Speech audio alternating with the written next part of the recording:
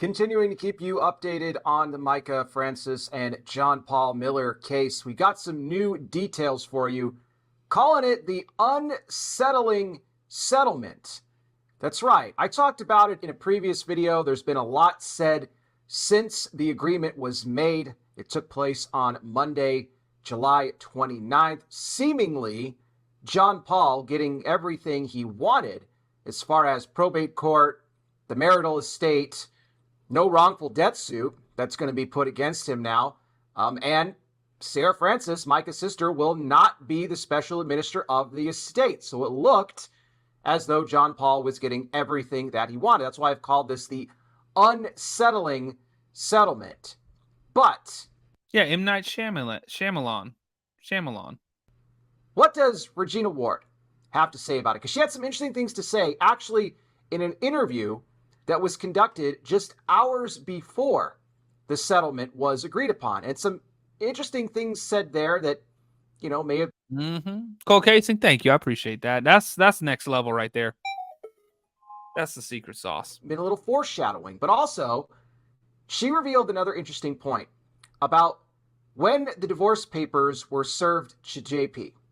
Now, originally, we heard that it was 48 hours before Mica's death, but that might not be the case. In addition to that, we're going to talk about Mica's youngest sister, Abigail Francis. That might be a name you haven't heard much throughout this story, but she... I don't know if I've heard that also gave an interview before the settlement. What did she have to say? Well, we're going to get into all of that here in just a second, but before we do, I want to welcome all of you to Not By Sight News. Yes, a blind Christian. Have we found out what this gentleman's name is? I don't know his name. I know it's not By Sight News, but I've never seen him. He doesn't say his name, and I've never seen it on any of his videos. But the dude's awesome, y'all. Make sure you follow Not By Sight News. Link is down in the description. Show him some love. Guy here reporting to you, reminding you as always. This man may be blind, but he sees straight through the bullshit. He calls it like it is, y'all. This man is on a whole nother level. Let's keep going. That we walk by faith, not by sight. For someone like me, that's kind of my only option. Let's get into this because we got some interesting information. Regina Ward gave an interview.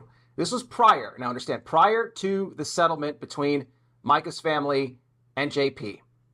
And Regina Ward had some interesting things to say. She talked about, of course, the coercive control bill that they're trying to get passed. She talked about her first... Well, exactly. That's what I'm saying. Interactions with Mica. And if you want to watch the entire interview, it's about 46 minutes long. You can go over to Fitz News on their YouTube channel, and you can watch the whole thing there. But probably the biggest takeaway that I got from this was that Regina Ward mentions the divorce papers of when JP was served. And Regina indicated that she believes that John Paul may in fact have been served those papers on the day that Mica died. Now, that would have been on, of course, Saturday, April 27th.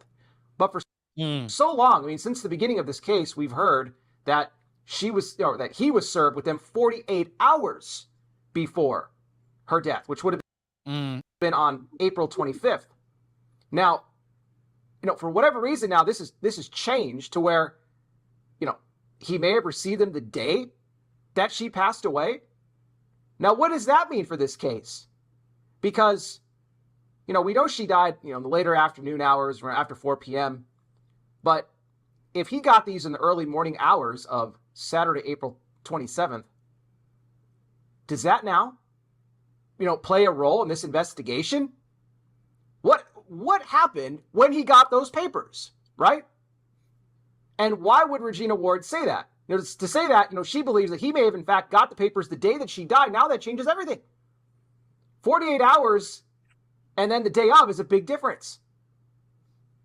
It's a pretty big difference. We know that he allegedly went into a rage on March 11th after his PI had spotted Mica on the beach with, you remember, DJ. Talked about that in previous videos. So if he went into a rage over that, imagine what he would have done after getting these papers. I'm just telling you what Regina said, okay? You can come to your own conclusions about what you may think about that or what it might mean. Bella said he went Black Spider-Man. That's Venom. He went all Venom. If anything at all, to this investigation, which the FBI is still conducting. Let me get into that now, because Regina Ward was also asked that question. If she believes that, the feds are involved here. Now, she talked about how, at the conclusion of the investigation, remember, all of Mica's, things were supposed to be returned back to her office. In fact, Regina was even asked the question, what do you think happened that day? The day that Mica died. And she said, well, anything that I would say would be obviously speculation, but, that phone, the Apple Watch, she says, I think will tell the tale. Desiree, thank you for the off the grid too. I just saw the Cash App love. Thank you for some coffees. That's at least 3, 4, maybe even 5. Thank you for the love. You are so sweet. And until I can get that in my hands, we won't know. So she didn't say one way or the other about how she believes that Mica passed away. Obviously not, running with the narrative that's already put out there that she did this to herself. But just that when she gets the belongings back in her possession, well, then we may know. But she also talked about how she had sent over, a letter to, remember, Robeson County. That they were the ones that are going to be investigating all this. And she said, look, I want these back. I want the items back. If you're done with the investigation, I want them back. She hasn't gotten them back. And as we know, they called on help from the FBI, which to Regina Ward indicates that, in fact, yes, they are still investigating. And this is not yet over. You could even go to what Russell Long said, John Paul's attorney, after the settlement was agreed upon, where he talked about, he was asked the question, he said, well, South Carolina investigators have, concluded the criminal investigation. Like, oh, wait a minute. You should have said South Carolina investigators. He didn't say state. He didn't say federal. And he was pressed on that further. And he even mentioned, well, I didn't say state or federal. But he says that, he had put out an inquiry to find out whether or not JP was being investigated in any way by the FBI, but nobody responded to him. So he says that that's some sort of an indication that he's not under FBI investigation. Look, they're not going to tell you that. If they're investigating the guy, they're not going to tell you openly, oh, yes, absolutely, Russell. Yeah, we're looking into him. We'll keep you updated as we go along here. No, they're not going to do that. So, don't buy into what Russell was saying. And speaking of that, let me mention this because I didn't mention it in my last video. The fact that you had Russell and Regina that were seemingly on the, being on the same page here with moving on, and this is justice for Mica. And once again, I go back to the unsettling settlement. Russell was even talking about people putting their energy into Mica's law. We know what Mica's law is about. It's about coercive control. It's about what JP did to Mica. So why is his own attorney helping to push for a law that seemingly his own client is responsible for getting to come out in the first place? That is pretty strange. Stephanie, shout out to Florida. Jay Van, shout out to Montana. Yo, go leave a like on that video. Go comment on that video where you're at. Where are you guys at? Louisiana, Arkansas, Maryland, Ohio, North Carolina, Kentucky, Bullhead City, SoCal, Tejas. Uh-oh. I mean, is that an admission of guilt for his client or him to do that? Now, maybe they agreed upon that as part of the settlement. Like Regina and the family would tell the protesters to, stop, look, this is over. Put your energy into Mica's law. Well, then what? Then Russell B. Long would come out and also advocate for Mica's law. But again, it's being done because of his client and what he did to Mica. Like, I don't get it. So I think that might be it. To be honest, both sides were probably trying to, scratch each other's back in this. They're trying to get the protesters away so that JP can rebuild the church again. I know he did it once already, although I think this time around it's going to be a lot more difficult because now this case is just blown up worldwide and people know him and the court of public opinion is very strong and it's not a very high one on him. So I would think that even if the protesters did stop, which I know they're not going to, I mean, we've seen different, in Facebook groups and everything like that, they're not going to stop. Yeah, I doubt they would stop. I think even if they did, this guy's not going to be able to rebuild the church. I just don't. and the other thing that Russell Long said about he's talking about, these poor people, all they want to do is come to church and worship, and they're being, messed with by these, the protests. He didn't mention anything about Robert Lachelle going out there with the hose and spraying them. By the way, Russell Long is representing Robert Lachelle. Yep. Lachelle has a court date coming up, I believe it's August 14th, and they've requested a jury trial. So, like, the fact that they want to take us to a jury trial is insane to me. They're trying to expunge this thing on this guy's record. They just can't admit that he did what he did. A jury trial? That's insane. But, how is that not settled? That dude, well, because they don't want him to have a record. They don't want to settle because then he's saying, for him representing Lachelle and saying that. Imagine getting that jury summons and you come in and they're like, all right, we need to know, how do you feel about sprinklers, slip and slides, basically any kind of recreational outdoor watering equipment? I hate it. Get him out of here. It's the protesters that are preventing people from worshiping, and they're bothering these people. And yet it was a member of Solid Rock Church that came out with the hose and sprayed them. I'm sorry, who's messing with who here? You got to listen to these things, because you see who these people really are. Okay. You do. You see who they really are at the end of the day. You guys can let me know, by the way, what do you think here about what Regina said about the potential that JP got served the divorce papers the day of Mica's death? I want to hear from you on that. Yeah, that's pretty crazy. All right, let me move on now to Abigail, because Abigail Francis is the youngest sister of Mica. And, she's not a name that we've heard a lot about throughout this case.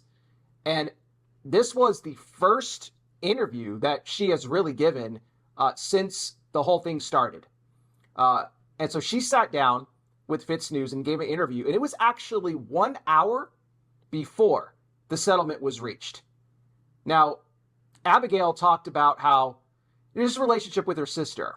And, even though she was the youngest, she saw the isolation tactics that were, put in here by JP against her own sister. She said, we would barely get any time with her. We maybe get like 5 minutes here and there. We could go and... Oh, wow. Heavy Metal Bulldogs, good to see you. Long time no see. Grab a coffee really quick. Or we could have maybe a 5-minute phone call with her, and that was it. And then, JP would prevent her from, going on any further. At one point, Abigail said that she even asked Mica if she was still her sister, because she felt, I'm losing you here. What's going on? But she said Mica, she shielded her a lot from what was really going on between her and JP, but not just Abigail, the whole family. And I know the family knows the extent of, they did, of what JP was doing. But for Abigail, being the youngest one, she talked about it. She's like, I was shielded from a lot. Mica did not want her to know too much. Now, you can understand that, because she probably didn't want JP to come after her and bother her like, he was doing to the rest of the family. But she even talked about how, and this has been something consistent within the story, that Mica didn't want to throw all of JP's sins out there. That she wanted God to be the judge of him, ultimately. Remember, we've heard, she didn't want to discourage anybody from leaving the church or just leaving the faith altogether.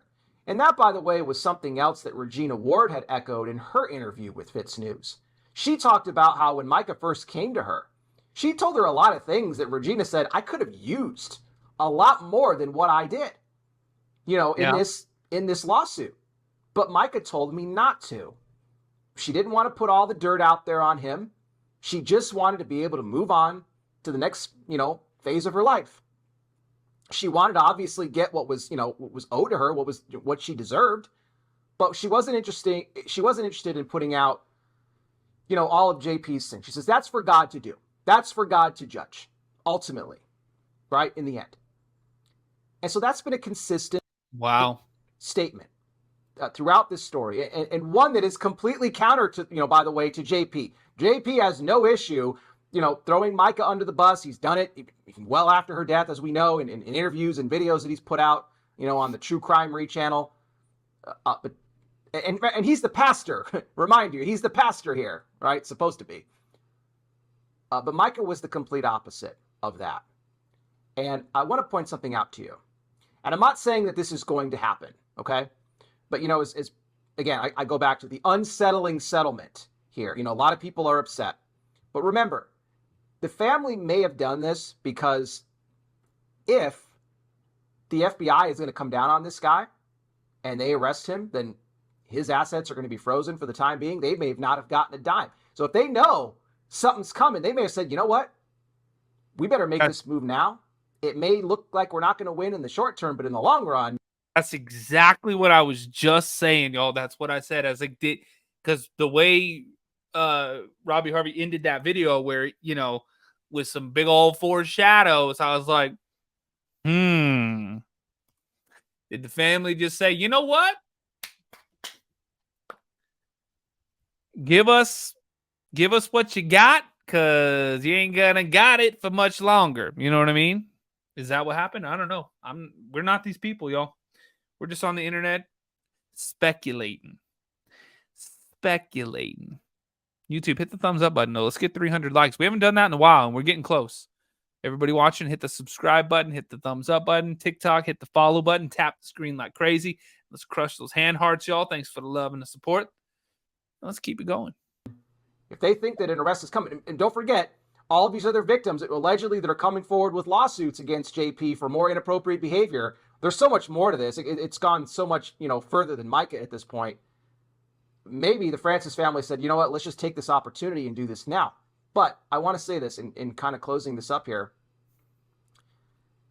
If by some chance, and I'm not saying I believe this, but if by some chance earthly justice does not come in this case to JP, and I believe that it will, but if for some reason it doesn't, I want to point out to everybody that you can never escape God's eternal justice, because that is a guarantee. Earthly justice is not always a guarantee, right? There's people that for whatever reason, they escape it. They get, but look, sometimes evil, you know, on the earth looks like it's going to win out, right? But we all go before God when it's all said and done. And that is where eternal justice is given. You are going to hear them evil people gonna burn in hell. One of two phrases when you go before the Lord. This is what I talk about with eternal justice. You're either going to hear, well done, my good and faithful servant, and you're going to enter into God's kingdom in heaven for all of eternity. Or you're going to hear, depart from me, I never knew you. Which is also eternal. What will JP hear? I don't know.